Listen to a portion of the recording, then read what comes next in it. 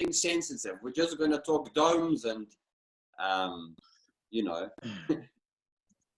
just Yeah, building. no, that's cool. I heard one of the members from our Biveda went to your workshop, Jeff. I believe he was a fixing Oh, guy. okay. Yeah, no, Jeff is great.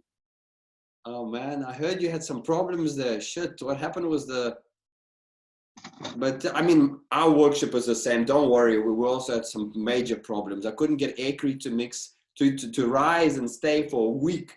The workshop was 2 weeks. So if it wasn't for those students figuring how to make the Aircrete stay, I wouldn't be Aircrete Alosha. Oh man. Yeah. Well, I'll tell you, as far as the problems we had, it was just with the new piece of equipment that I had built. And, you know, it's a prototype. It was the first time ever using it. My whole scheduling was crazy because my wife and I, we left from Colorado, went to New York to pick up stuff that was there sitting 2 years because of COVID and everything. We couldn't go pick it up. On the way back, I picked up the machine that I designed and my friend Gary built for me. And so by the time we got back, because of delays in New York, the workshop was the next day.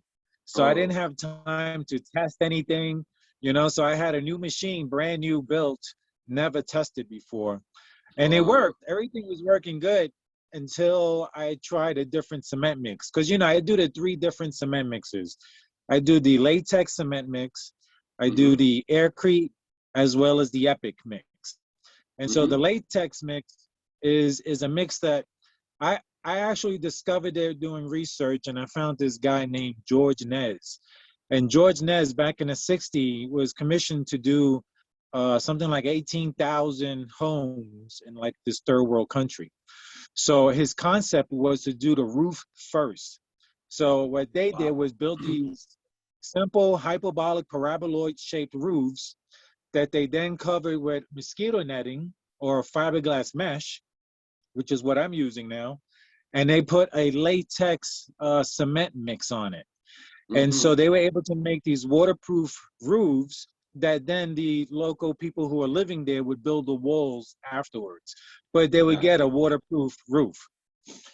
Is that the one that's like 4 points and it's like got a twist to it and it's got 1 point up and then 2 down and then it's like a fabric. It's like a fabric. Yeah. Yeah, that's exactly it. Super thin. And it's super thin. Yeah, like even thinner than that. It's like about a ½ inch thick. Wow. And there's videos and photographs of people standing on it, and it's a really strong roof. So when I learned about that George Nez character and his roof first concept, he had his mix was available, and it was a latex mix. Basically, it's just latex bonding agent. It's a bonding agent that's used for cement. It's usually applied onto a previous older cement surface, and it helps the new cement adhere to the old cement. So that's his intended design. But they also describe on the labeling how you can add it to your cement to make it more, well, they actually don't say this, but George Nez did this, where he replaces the water in the cement with this latex bonding agent. Because, you know, it's made from water already, but it has I think latex I know what you're talking polymer. about. Is that the white milky stuff that they apply on the walls before you apply even paint or something? It's like it makes things stick to it. It's like it's a bonding agent. That's what Don Guy would use. Don Guy would make this milk that they would use for the stucco layer. So it's the same thing, but when you apply it in your cement, but you remove the water, because cement, actually a lot of people don't know, cement really just needs to be hydrated. So cement gets its maximum strength when it has the least amount of water in it. When it's just enough to hydrate all of the cement. That's why the flooring mixes are so dry. They barely just have enough water to just stomp it down and then float it.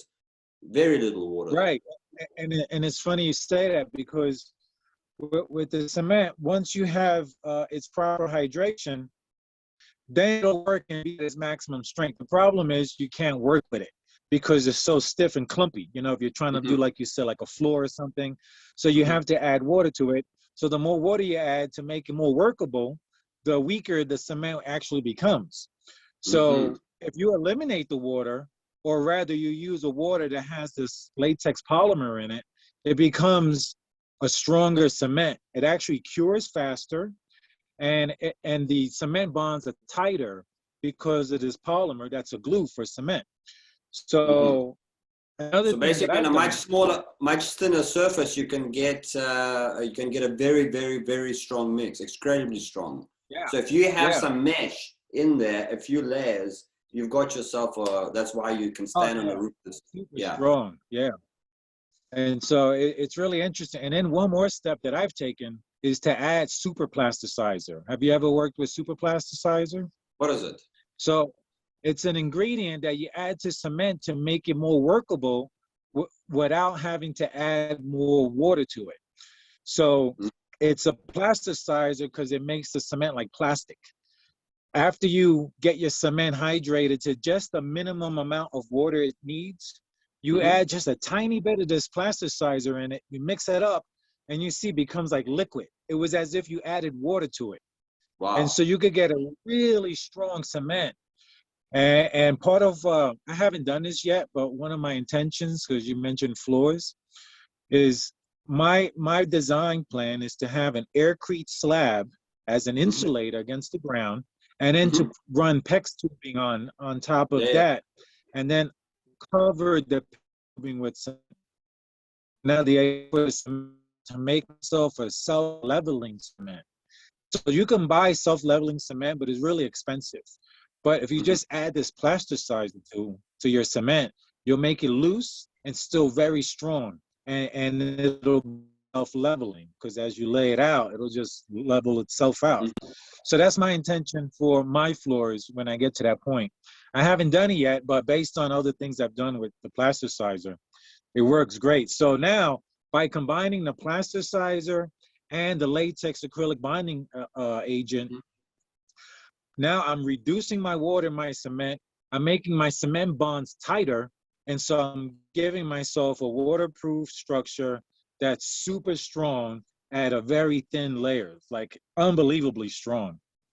Wow. And Wow. so Wow. anyway, this cement mix, part of the process of applying this latex cement that George Nez developed was to first apply a Portland cement and this bonding agent only to your screen mesh, so that the fine Portland cement fills in all the little holes in the screen mesh and get a good adhesion. And then the second layers, you add sand to your Portland cement. So it's Portland cement, sand, and bonding agent, and then you cover the roof with just like a half-inch thick coating, and you get a super strong roof.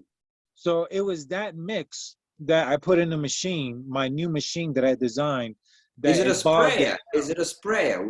It's a Shotcrete sprayer. Yeah. Wow. So it's a big nozzle. It's a 2-inch hose that goes to like a 1-inch nozzle, and with air pressure, it sprays it on. It's it's really it's really an incredible machine. I just have to make a couple of tweaks to it, and it'll work beautifully, because it worked. It just couldn't handle the extra torque that mix gave it. So I have the Aircrete mix that it would have no problem pumping, and the Epic mix, which we actually sprayed onto the airform. But that latex mix, because of the sand, it put a lot of strain on the transmission that I had designed. So anyway, long story short, the machine failed. Jeff was the master mechanic. He was working on fixing every little problem we had. Jeff was there. He had his little Leatherman tool. He was like unbelievable. Jeff was the man. He's a math whiz also. We talked numbers, and Jeff was like, okay, that's 692, whatever it was. Jeff was the man. But yeah, so anyway, we had that little problem with the new hopper pump design. That's actually the machine that's going to make Aircrete on demand. It'll make Aircrete where you can just add all your cement slurry in the hopper. So just imagine mixing up 15 bags of cement, right, with 6 gallons of water, and then dumping all that in a hopper, and then the machine would pump it, add the foam, mix in line, and out the other end of the hose would come Aircrete. Wow. So when you're doing large jobs, or if you're filling wall cavities, like I want to do with my shed, or if you're doing a slab, I think we did like probably 800 gallons of Aircrete for my slab. You'd be able to do it so easily and so quickly. And so Wow. the machine works perfectly for all of that. But I wanted to have multiple purpose. I want this one machine to be able to do everything, where you can take it, spray your latex mix onto your airform, then you can take the same machine, make your Aircrete mix and pump it in, make 1,000 gallons if you need, and like that. Because also I have an additive that's a cement thickener. So when you add this additive, it makes your Aircrete stronger and firmer. And it'll allow you to even trowel it immediately after pumping it. You could trowel it smooth. Because if people don't know, regular Aircrete, when you make it, if you put a trowel on it, it'll just sink to the bottom. It's almost like water. But this thickening agent really firms it up. And it's also the reason I can pour taller, pores. Because normally you don't want to go more than like 24 inches. How would you go? Because if you pour more than, let's say, a foot, like it just collapses on itself, on its own weight. Are you saying that how high can you go before it collapses on itself? I haven't tested the limits of it, but what I've done here was about 30 inches. We poured about 30 inches so far, and it was perfectly level and cured at the level that we poured it. And you could walk so it's on really it fine, good. no problem. You could walk on it. No, you couldn't walk on it, but it's firm enough like a bull, and do a 16-foot slab and make it smooth with a bull float, and it held the bull float up on the surface to make it smooth. So it's really good. The only problem is, to get it, you have to buy 250-gallon totes. So it's really expensive. Like you would never need that amount of this ingredient to do any project. Like that's way overboard. But I've decided I'm gonna purchase the tote and then sell 1-gallon containers, which would be enough probably to do any house. You could do a complete house with 1 gallon of this stuff, because you're only adding like 2 ounces per bag of cement, and it works so good. Okay. And I've been working on a cold climate design, which I've just developed a little smallest. I'd love to show it to you, actually. I think you're gonna I want to see like it. Yeah. Okay, can you see this? Can you see this guy? Not yet. It's still loading. My screen is still loading. Oh, okay. I see it now. Oh, yeah. So this is excluding the tunnels and that little section. So just this dome, this little main room, and this little side room is going to have a toilet here. I'll show you upside down.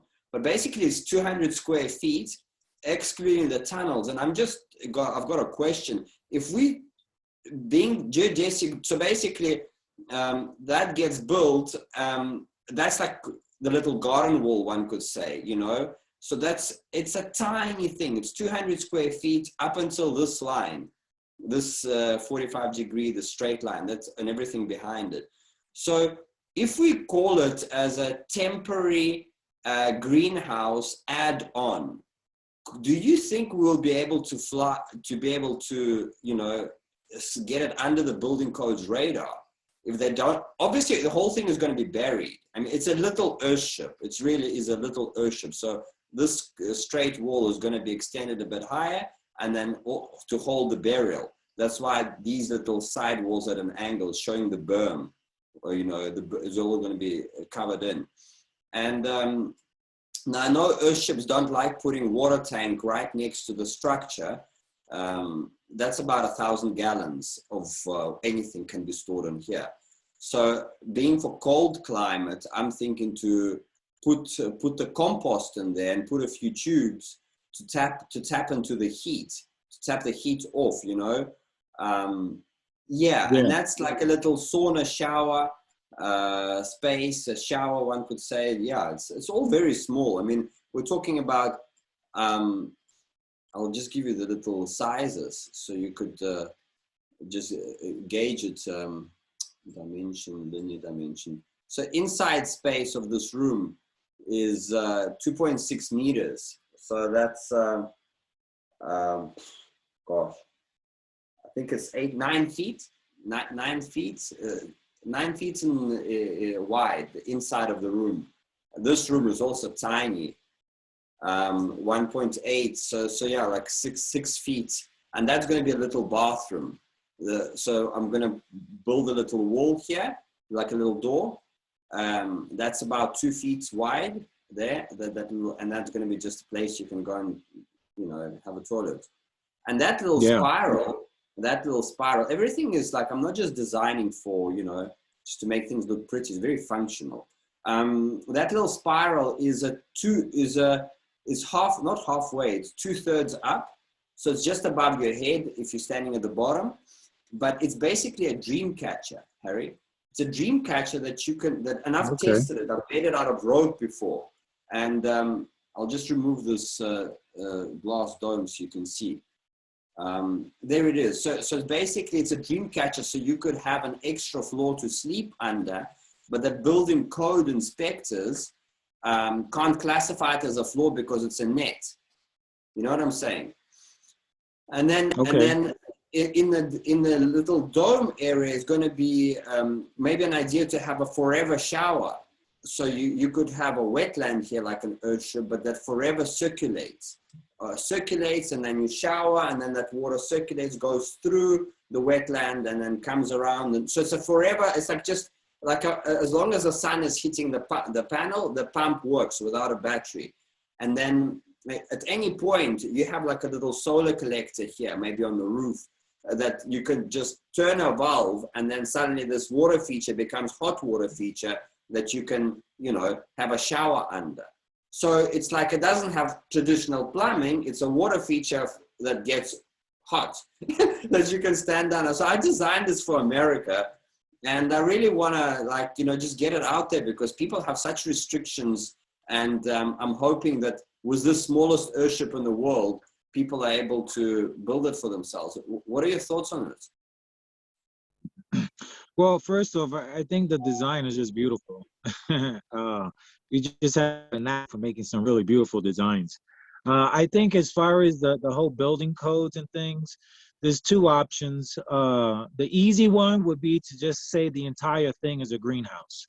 And then there's, you know, and then do whatever you got to do, you know. But can one sleep in it? Can one sleep in the greenhouse? Yeah. I mean, you can on your land.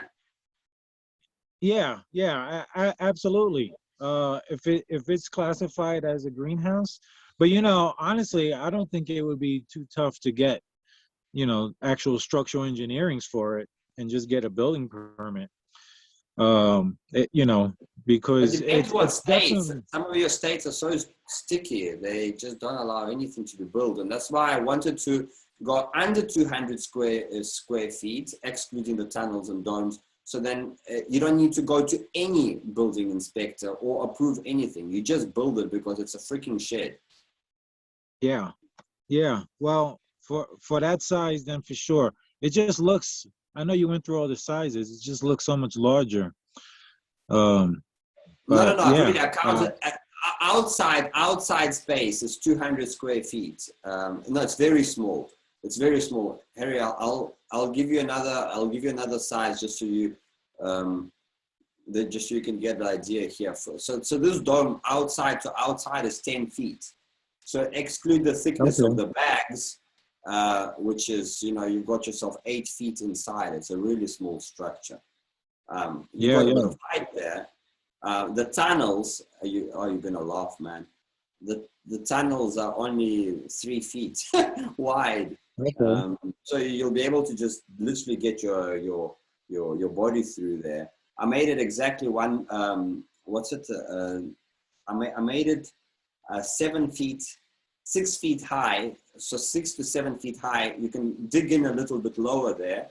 Break through a little bit down there. So if you've got a really tall person, and the height restriction, the height is also 10 feet. So I tried to make it, so even height-wise, you're not building, you're not making any, but that's the orange one, and is a foundation. So there's 2 bags of foundation. So it's 10 feet high.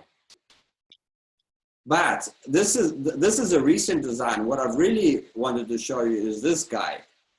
This is insane, man. This is the guy I really want to build this summer. And basically, what I'm doing here, I've redesigned an Earthship, also with tires. And I love your method of how you remove the top of tire. And I think they'll be amazing if we can try something like that here. But basically, what I've got here, like a typical Earthship, they would dump all their heat out, yeah? Or they'd open the skylights and off it goes, and that creates a convection machine.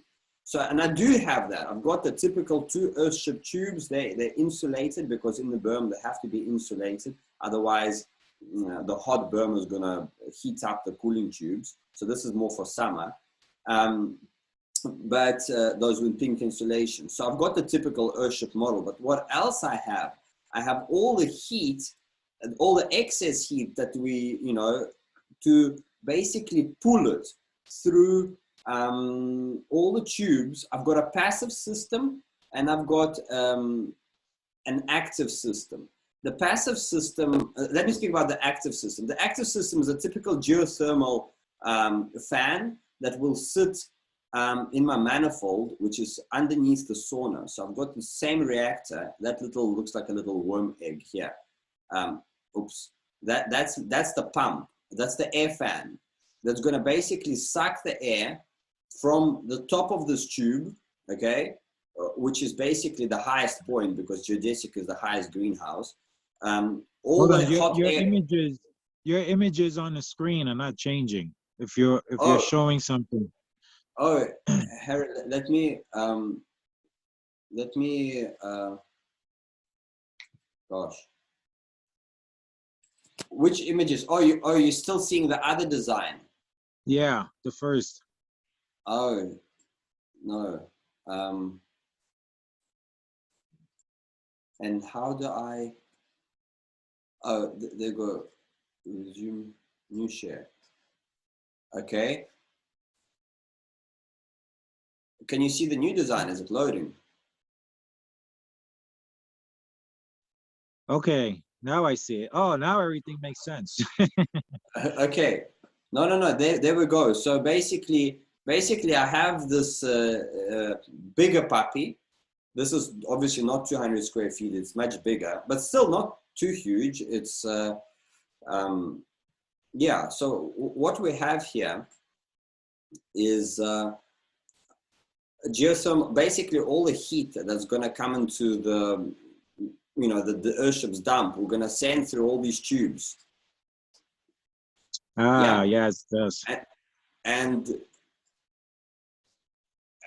we're going to store it in the berm. All that heat we're going to store in the berm. That's why all those complex pipes are there, in order to be able to store the heat for all summer long.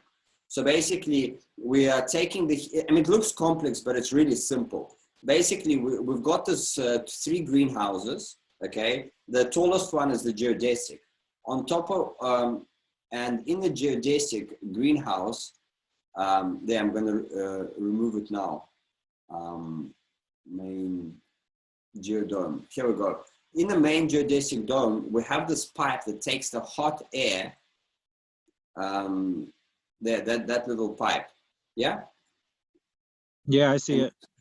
And it takes that hot air and it sends it into this blue barrel, okay? There it is. And the blue barrel basically sends it via the wetlands to warm up the soil in the wetlands. Obviously in the greenhouse is the wetland. Then this green thing is a septic. So the septic tank, also made out of tires, by the way, truck tires. So that warms up the septic, and all the other yellow pipes go to the berm, there behind the berm. Nice.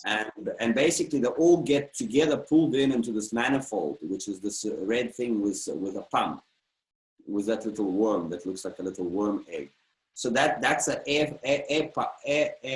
fan, inline air fan that basically sucks the air through from underneath the sauna space and distributes it via the red pipe.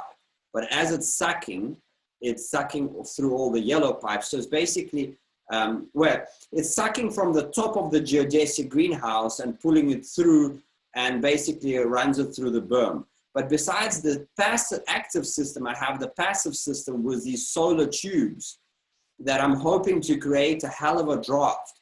Basically black tall tubes in a little encasing with a black back surface, with a reflective back surface, and front being like something clear or polycarbonate. Basically creating a hell of a heat that I'm hoping that naturally will cause a draft to pull the air through the whole system. And then I've got one more feature, is basically after April in our climatic zone where we're so far north, the sun is not going to hit the back tire wall, but it's going to still hit the floor. So this little salmon underneath the floor, like think of it as your radiant floor heating, but this is more of an air system, or maybe even a water system, but I've designed as an air system that basically the sun that's coming in at already higher angles between April and October, or even September, can get in and heat up the floor. If you know what I'm saying. I'll remove all the tunnels and all the structures so you can actually see just the pipe works.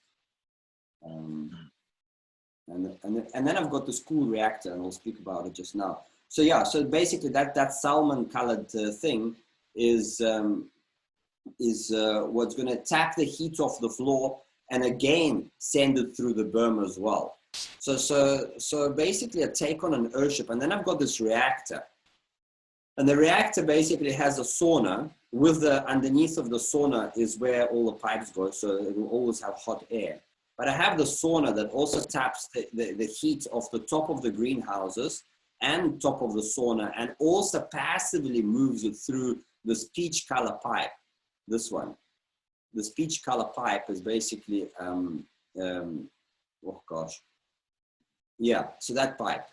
So it takes it and through and basically passively moves it off. But the real thing the real meat is between the sauna and the reactor, the walls, which this is what I'm really needing, the big Aircrete blocks. That's why I'm excited about your system that allows them to be bigger than just 4 inches. But basically super insulative, 1 foot thick, maybe even 1.5 foot thick bricks. There they are.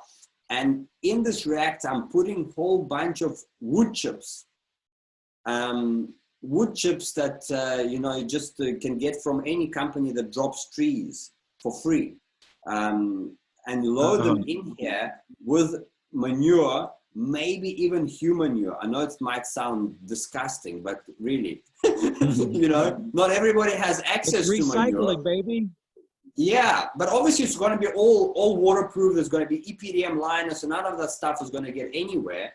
But basically, a macerator pump that takes up the surge and pulverizes it sits behind the toilet. Sometimes they put it behind the toilet in like a basement toilet. Yeah, you know what I'm talking about. Macerator pump. Yeah, so it's maybe something like that runs a few tubes through this reactor, activating these wood chips to get them really hot. But I'm going to be testing it in a square IBC drum. But I'm going to stop sharing and get back to you. But basically, I'm going to test it this summer now in a small drum, those square drums. I'll super insulate it with foam insulator all around and put some wood chips. And, you know, go to the toilet on top of it, and or make a So slurry. And I know something I got shouldn't be two discussing live. suggestions. Yeah.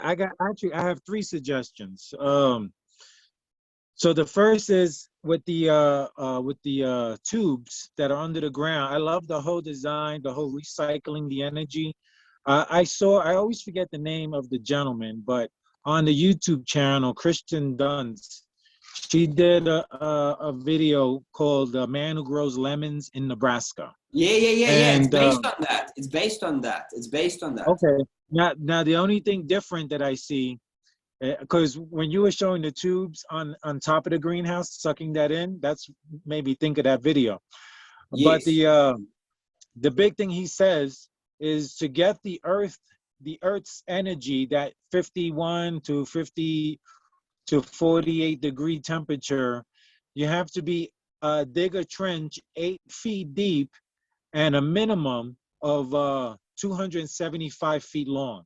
So I got a design for myself where I have, since the corrugated tubes I'm getting are 6 inches in diameter and they're perforated so that any moisture condensation will, drip out. They come in 100-foot lengths. So I intend to do 3. Galvanized. Say it again. They're plastic. Yeah, the They're plastic plastic. one. Yeah. They come in 100-foot length corrugated tubing with perforations in it. And they have a so little cloth on them. They have a little geotextile, some form of a cloth, correct? So the roots don't go. you can get those, but I wasn't planning on getting that one because that's a little bit more money, and I don't think it's really necessary because I feel like that cloth might act as an insulator when I actually want the earth touching the tube to get the maximum, heat transference. So the designs that I'm doing for each dome will have 3 of those sections. So 3 100-foot length sections that will be buried 8 to 10 feet deep. So that's the only thing that I don't see in your design that I would add is one length going away from the house, just do a straight trench that's 8 to 10 feet deep where at least 1 6-inch tube. Because if you have that, then you're guaranteed the air coming through there will be at that, 48 to 52 degree temperature. So that's the one suggestion there. Another one I have is for another design. I have, instead of using tires, my idea was to use super sack bags. So these big white bags, that heavy duty canvas material they use for throwing garbage and debris in, and they're good, a lot of them, for lifting like 3,000 pounds of garbage. You can have like the square ones with those strong handles. Yeah, those square ones with strong handles. They bring Yes. sand in them. They bring sand in them. Yeah. They deliver sand. That stuff.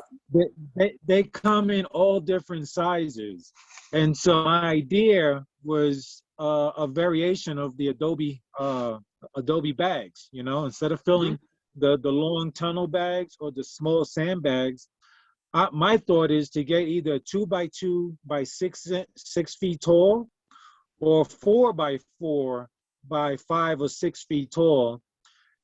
The full idea is you get these bags, like I just looked it up a couple of days ago, for I think $700 you could get 100 brand new bags, and these bags were 3 feet by 3 feet by 4 feet, right? So Wow. we'll just use those as an example, and that was on eBay.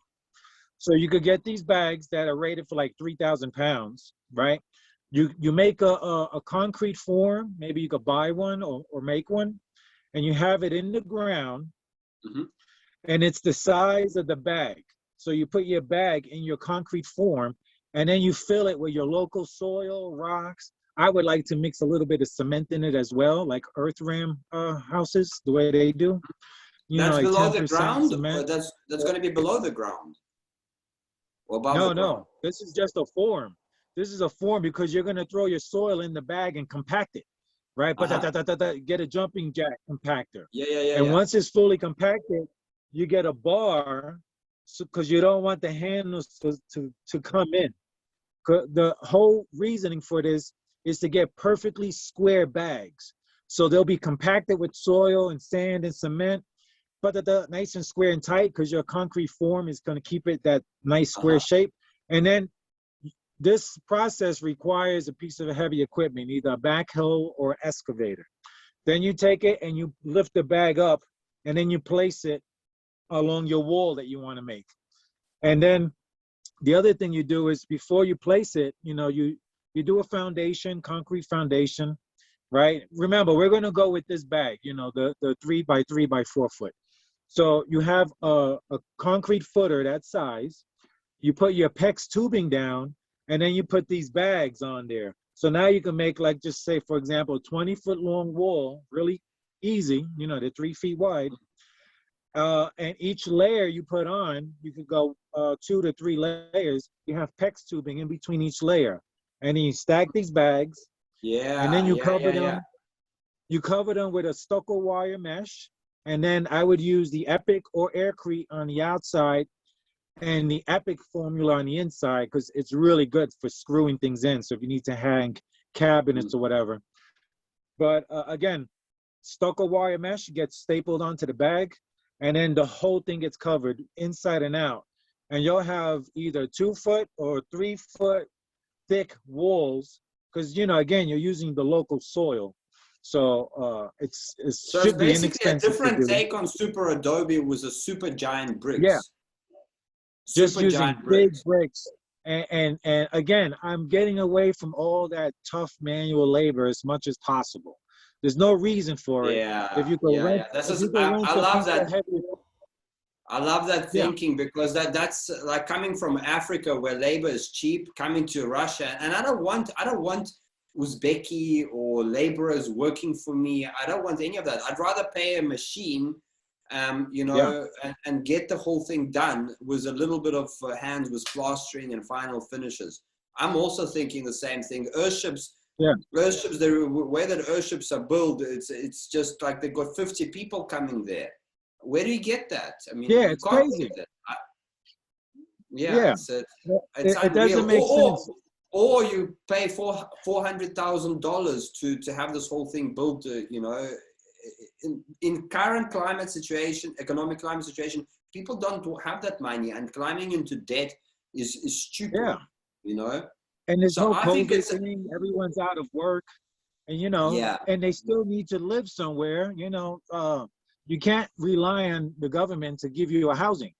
You know, if you could get a piece of property somewhere, or a friend has property, and you could build one of these structures, think about how cheap it is, how inexpensive that would be. Like I mentioned, it was like $700, I think, for 100 brand new bags, 3 foot by 3 foot by 4 foot tall.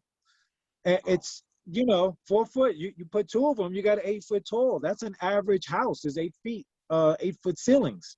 You know, I personally will go 1 more step, or even 2 more, to have a second floor. You have all that mass, all that thermal mass, you know, and your walls will be radiating your heat, you know? Yeah, because so you got let's the talk about little radiation. We stoked our Russian stove in the place we're renting. There's a huge masonry Russian stove. It's like maybe 8 of these big bricks that you're talking about put together. I think it's about 2 meters by 2 meters by 3 meters. It's huge. It weighs probably 20 tons. But anyway, it's, you know, I stoked it, and it took about 2 hours to get going. And then this thing is hot, but it's a different type of heat, Harry. I've experienced what a thermal mass. It's like you put air heater and it makes the air hot, but your bones are like, you're not getting it. You know, the air is hot, you can't breathe. It's warm, but you're not like feeling it, you know. This thing, the air is cold, but your body, because of the law of thermodynamics, it hits my body up, brings it up to the same temperature as it. Just by standing nearby, anywhere nearby this thing, you are getting yourself warm, but the air is cool. And this is one of the key concepts of thermal mass, is that it's a completely different heating system to how people know it, because they just blow all hot air. It's wrecking my mind. And we stoked it yesterday. I come this morning and it's still hot. Yeah, that's the beauty. Not a lot of firewood, Harry. No, I didn't use a lot of firewood. And my future vision was this Waterlarium house that I'm designing, is that you could go and pick up a few little, like a rocket stove, because it's already so efficient. With just a little rocket stove, you could stoke it up in really cold winter days and get it going, but no trees being cut, because, oh my God, they're cutting this forest so fast. Every day trucks are coming with logs this thick, all for firewood. They just dropped a 300-year-old tree. I heard about your neighbor cutting all the firewood. That got a huge tree. I mean, this tree is like maybe, man, it's like 90 feet tall. It goes up in 1 month to ash, Wow. because the houses are just not efficient, and they just, like a home like this. It's wooden logs, but still, it's not insulated on the outside, and they're going through a lot of firewood. So we need to design homes that, my idea was, what's hilarious, that is going to be a woodless home, just not going to use any wood for burning. But if we need to ever, once a week, to have a sauna to break that sweat, then you go into the forest, you pick up a few little twigs that are already lying on the floor. We're not cutting anything down.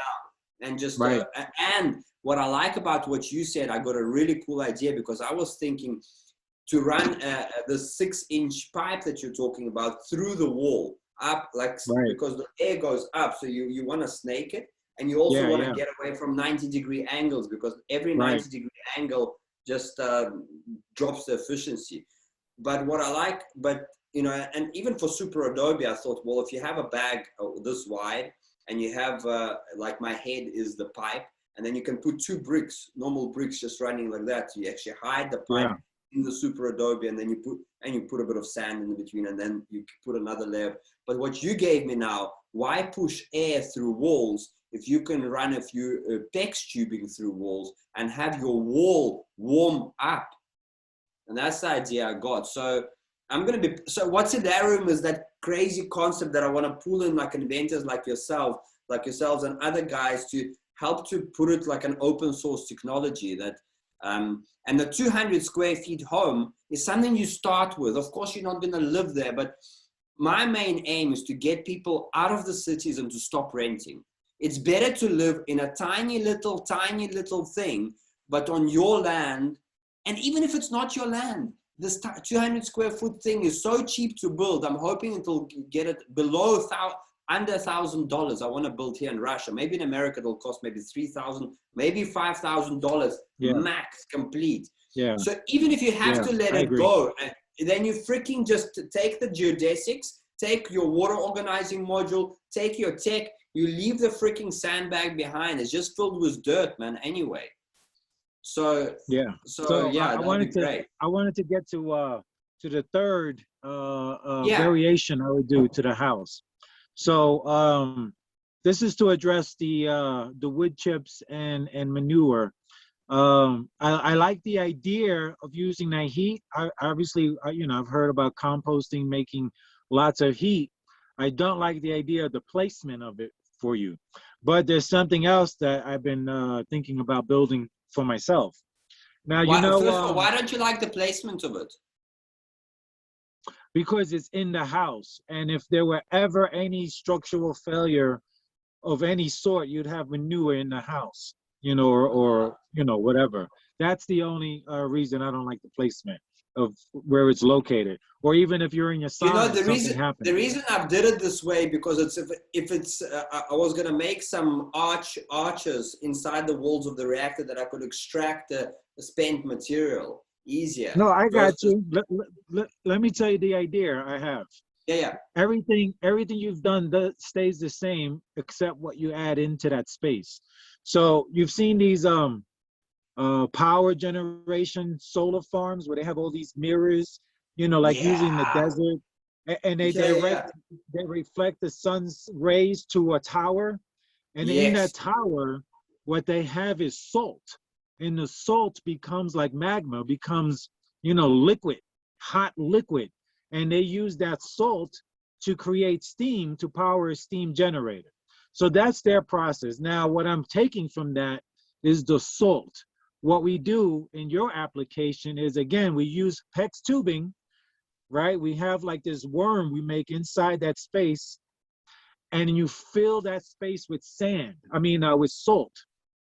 So you're gonna have salt, layers of salt, and PEX tubing. Tubing, salt, tubing, salt. Your tubing gets filled with water and it goes to a solar hot water heater, right? So the sun heats up the water goes through the salt, and the salt retains the heat. And there should be enough heat retained. There should be enough heat retained in that salt mass to heat the house up during the winter. So during the summer, the sun will heat that space up tremendously. That's why it's good you got thick aircrete walls to hold in the heat in this application. So during the summer, it heats up that salt, and then during the winter, that salt will have enough mass to make your hot water and your hot air. Wow. Okay. I hear you.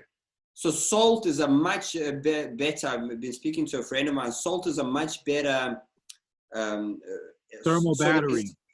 It was a much higher coefficient than. And it's a crystal. Earth. So. Say it again? I say, and it's a crystal. So what I heard that the stuff, GABA salts, for the stuff they use for the roads, that should work as well. The cheap stuff. Yeah, that's the same stuff. That's all you need. Oh, wow. Okay. But what about mixing it with water and having this high, so a little bit of water. So it's, I have thought of that as well, because they always say water's the best thermal battery. I always hear water's the best.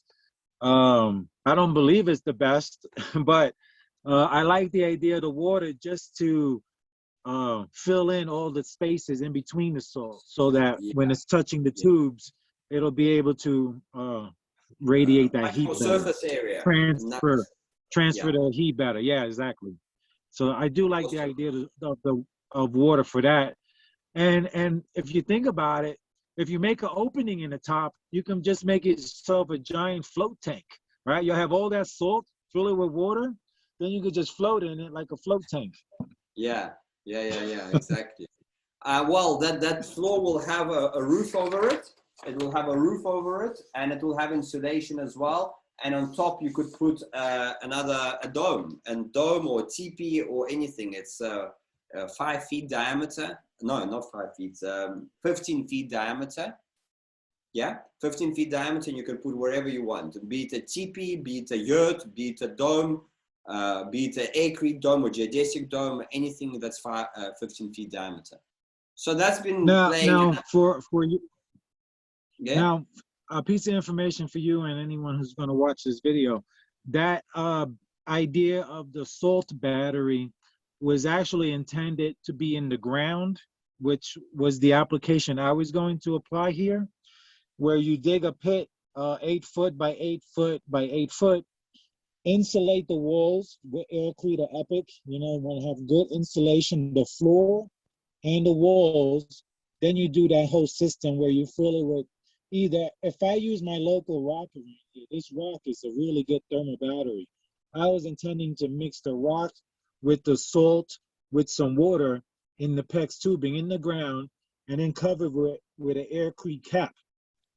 That's how people can apply this battery idea to their house right now where they're living. Any house, if you want to save money on energy, you could dig this pit, insulate your floors and walls, fill it with cheap salt. You could get a truckload probably for $200, 12 yards of salt, $200 or $300, I'm sure. Dump it in there and do this system and have it as a battery. Are you still there? I've actually got something similar. Can you see the drawing again? Okay, I see it just opened up. Okay, can you see the orange thing underneath here? Yeah. This is underground. So the ground level is where these bags start.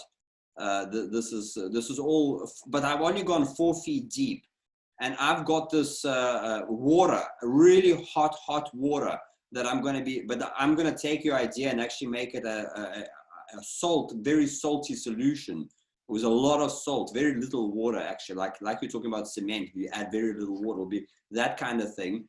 But what I'm getting from you is extend it deeper. Just get an excavator and just dig it deeper, and have the thermal battery underneath the house, because the heat rises anyway, and then it will heat up everything above it, you know, throughout the year. But the reason for this reactor, maybe I don't want to even have the manure in there. I will just have the wood chips that you know, break down with thermophilic bacteria, get it kick-started and have it really hot. That's the space.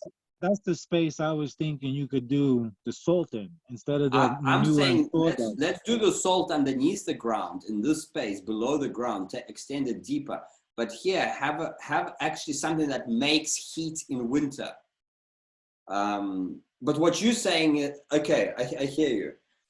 I think I'm going to try both. I'm going to try underground and the compost. I want to combine a few methods that work. That's the key feature here. I want to pull air from, you know, from the berm all year round and into the berm, and well, from the berm in winter into the berm all year in summer. So yeah, I think it's just, that's why going back to the 200 square feet, I want to build a small thing and run a few of these PEX tubes and run a few air tubes and just test the concepts. Stop mentally masturbating and just test it out. And that's what I'm going to do this summer. I was going to come to Utah and, you know, but we're just having some difficulties with our host. Not difficulties, but some a little bit of financial issues. So I don't think, and plus with the whole travel thing, it's just a bit worried that I'll get stuck in America without being led back in here. So we will come to America, but I don't think this summer. But I just want to carry on building on our land. You know, that's what I really want to do, the small unit, and test it out. I think it's key to get your house done and get all that set up first, you know, because it's crazy times in these days, you know, and there's nothing like having a home base where you can feel safe, secure, and have everything you need. Exactly. You know what's gonna come next, you know, because I feel like the alien invasion is what's next, you know. They've done the COVID. Here comes the alien invasion. Now you can't leave your house or buy anything anymore. Well, they already have the Schauberger flying saucers, so they could really give us a show. So yeah, exactly. Yeah. Okay, Harry. So I think that was productive. I think we should just maybe do another session in a month and just share with people latest updates. And I'm going to post this on our YouTube. It'd be awesome if you could share it with your tribe as well. Yeah, absolutely. And we can just put each other's links there. I think I'm just calling out to people to help with, you know, development, the research and development for your projects and my projects. So we'll just put our links and people can go. This Waterlarium course is not ready yet. The other two are the Dome and Water, but this course I'm going to be building, and I'm going to make it, you know, as best as I can to the professional level of my current state of being. And Zoya is going to be editing the lessons. We're going to make each lesson like a story. So if anybody is listening and wanting to invest, pre-purchase our training, that'll be great. And Harry, you've got another workshop coming up. Actually, we just did one, and I haven't scheduled when I'm going to start the new one, because I want to get all my equipment working and everything to be proper first. But I do have an online course on how to build airforms, and so that's available on aircreteharry.com, and you can go there, and if you want to buy the airform calculator, so you can input different sizes and create your own custom size airform, or get any of the pre-sized airforms. And so that's available on my site. I definitely recommend the how to build an airform video, as well as how to mix the epic, because with that epic and that airform, that's all you need. Like, you could build a 200 square foot dome for about $2,000 if you build yourself. And you're talking about like 4-inch thick walls made of epic, super strong. And actually, in about 3 weeks, I think I'll be building a 32-foot dome. I was just recording it. I have a 32-foot airform, and we're gonna make 8-inch thick epic walls on this dome. Wow. And it'll be epic. Nice, nice. Awesome, awesome. Well, thank you. I'll just stop recording here, and then we can, you know.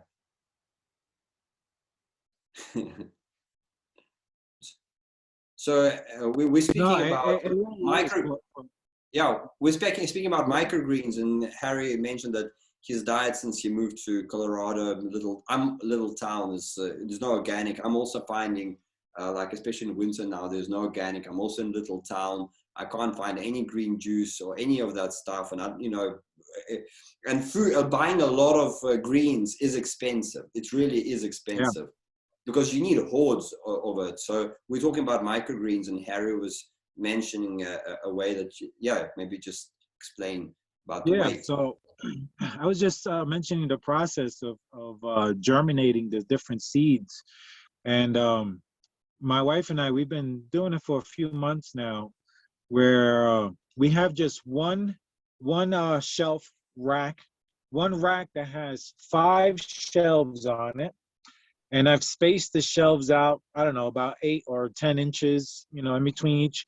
And then I got regular LED shop lights, really, inexpensive, like $15 on Amazon.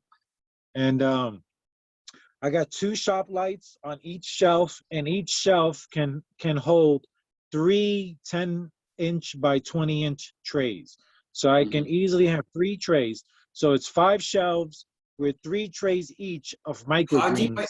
How deep are your trays? How high are your trays? The trays are about 1 inch thick, 1 inch deep. So Perfect. We fill it with soil, and then we sprinkle the seeds, and then we put another tray on top. And then what I was mentioning to Alosha just now is it's very important to put a weight on top of it. 10 or 15 pounds of weight. Preferably, like a brick or something where it's evenly distributing the weight. And there's a massive difference in your seed germination from it having weight on it, which is simulating it being compressed in the soil, to it having no weight on it. So that's what I heard is the deal. It's simulating the seed being under the soil compressed by having that weight. And what you'll find is any seed you grow, like broccoli, it's like broccoli is a tiny little seed. And I'll cover the tray with that, and it'll lift. When they start to sprout, it lifts the 10, 15 pounds up. It's amazing. So I think this is also what you see some seedling coming through the top and cracking the top, and you're like, how does that happen? Yeah, it's amazing. And like, a lot of your designs involve Fibonacci. You use a lot of geometry, a lot of egg shape, and these seeds are also that geometry. And I'm going to get into a little bit different area of energy, right? We all have these energy fields around us that start from the heart, and there's these 2 toroidal fields that come out. So I'm going to tell you a quick story. About 4 or 5 years ago, I was in bed with my wife. We were holding hands, watching TV. And I felt like an energy pulse in my hand. And I thought it was in my head. I was like, is this like in my head? So I moved my hand away from my wife's hand. And I said, do you feel that? She goes, yeah, even right now I can feel it. And there's like an energy, because our palms produce a toroidal field that comes out. It's energy that comes out of your palms and your eyes, especially your eyes. If you ever felt like someone was staring at you and you turned around and found they were, it's because when they look at you, these toroidal fields come out of your eye. And this is why people can actually sense when they're being looked at. So anyway, I felt this energy with my wife, and then I just pulled my hand further and further away, and she was like, yeah, I still feel it. So ever since then, what I started doing was, before I would make my vegetable and fruit juice, right? I would have all my apples and carrots and kale. I put all my fruits and vegetables together, and I would point my hands towards it, and I would just give thanks to my food. I would Wow. bless my food. What I found happen was I would feel a pulsation on my palms and my eyelids. When I did that, I could feel the food vibrating back at me. It was amazing. I was like, holy cow. You know, this was completely new to me. I started experimenting and with these fields, and it was amazing. So anyway, I would bless and give thanks to my fruits and vegetables before I cut it, and then threw it in the juicer and drank it. And it's very good and healthy, only organic, please. So with this Yeah. energy field, I started just practicing by putting my hands close together and just moving them, you know, around like that. And then anyone can do this. And what I found is, if you're a vegetarian or a vegan, your energy field will be stronger than if you are a carnivore, which you can still feel as a carnivore, but it'll take you most likely longer. And the reason I say this is because after I discovered this, I was able to increase the field strength in between my hands. So if I had you put your hand between my hands, it would feel like a magnet. It would feel like two opposing magnets. You'd be like, oh my God, it feels like a magnet. And then I also could make your hand feel hot. So I used to make with my laser machine all these different wood art pieces, a lot of sacred geometry, Mhm. you know, different pendants. In fact, you can see that stuff on my website, aircreteharry.com. And so I would do vending events in New York and in Pennsylvania. Those were the two main states I would go to. And I had Mhm. like 2 or 3 tables set up with all my art. And I would also have these toroidal coils or torus coils or vortex coils that I Yeah, made yeah, I saw out of them. copper Yeah. wire.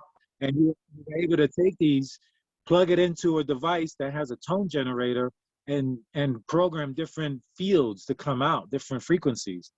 So anyway, I would do displays. I would talk about the tone, the frequencies from the vortex coil, and then I would demonstrate to people with my hands the energy that we all have in us and we can all do. And I'd put my hands out, and I'd have people put their hand in between, and I would blow their minds. They'd be like, "Whoa, I can't believe it!" To the point where I'd connect to people, and you could be 100 feet away, and if I moved my hand, your hand would move. It was the connection. It's really Wow. amazing Wow. to experience. And another thing about this whole hand and energy is this is also healing hands. If you have pains on your body or someone else, you put your hand over where the pain is until you feel something. Then you can practice pulling those pains out, because we have a lot of Yeah. meridian points in the body, a lot of energy fields. And this is how acupuncturists work. They stick And these this is how needles Reiki that are works. conductive, Yeah. and Reiki as well.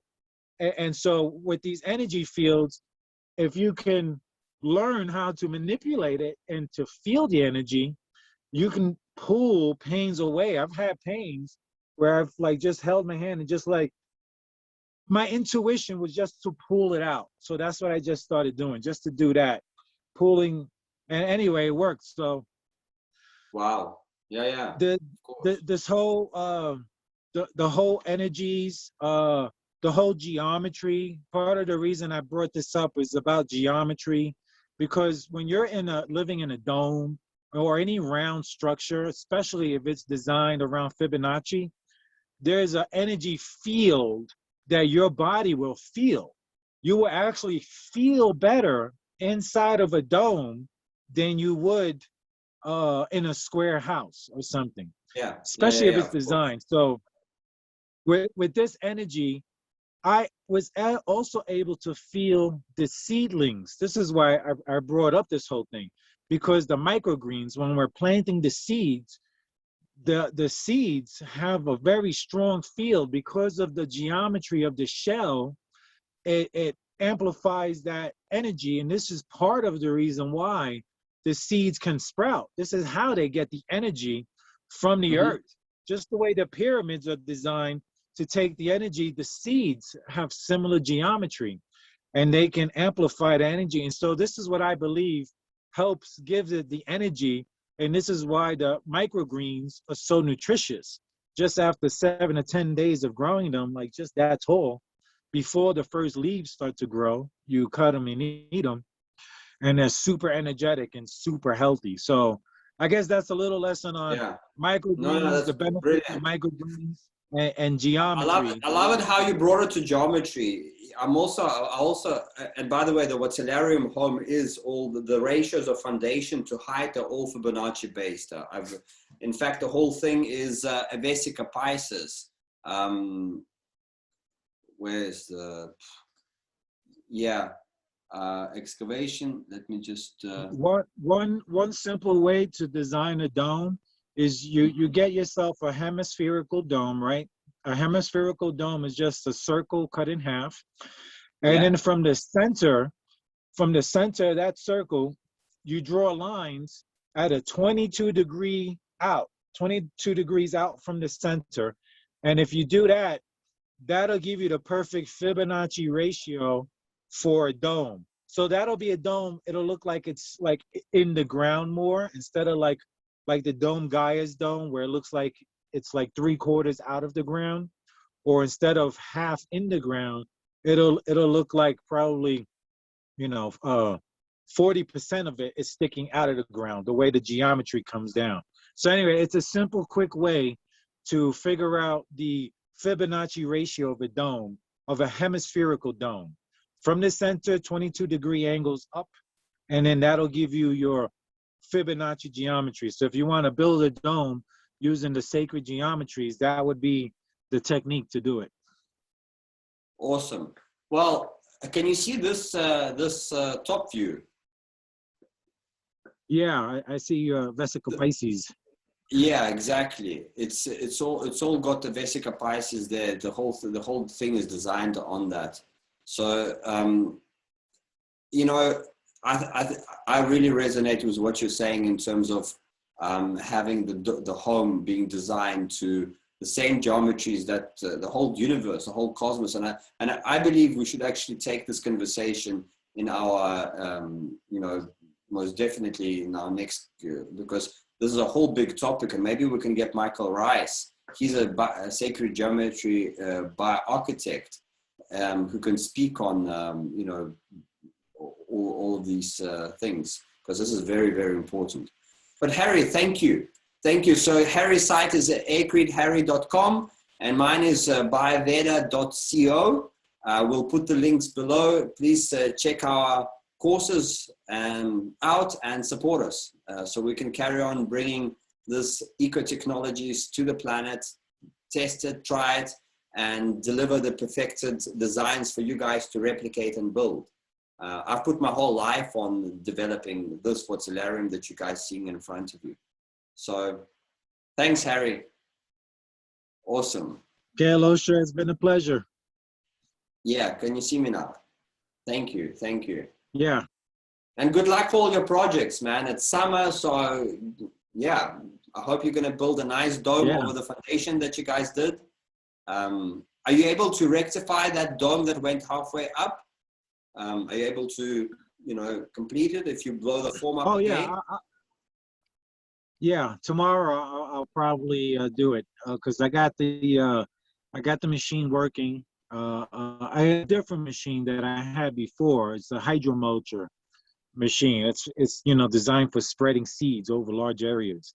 So I got that machine operational, cleared out the clogs. So I'll be testing it tomorrow. I'll be making 500-gallon batch of Epic and spraying it onto that dome. So, the lower portion of the dome was almost complete. So, yeah, I'll be able to inflate it back up and then spray it and make a solid structure. Yeah, awesome. Thanks, Harry. But we'll catch up in a month or so or two and speak about the geometries and the importance of the right geometry and how geometry in nature and our homes can all sync together and sing together. Yeah. Yeah. Okay, man. And I hope to have my Aircrete log ready so I can debut it soon, which is basically, if it's a hint to the structure you're living in now, imagine those logs are made of aircrete. Okay, okay, awesome. Okay, thanks, Harry. Be well. All right, Cool, man. Bye. peace. Peace. Bye.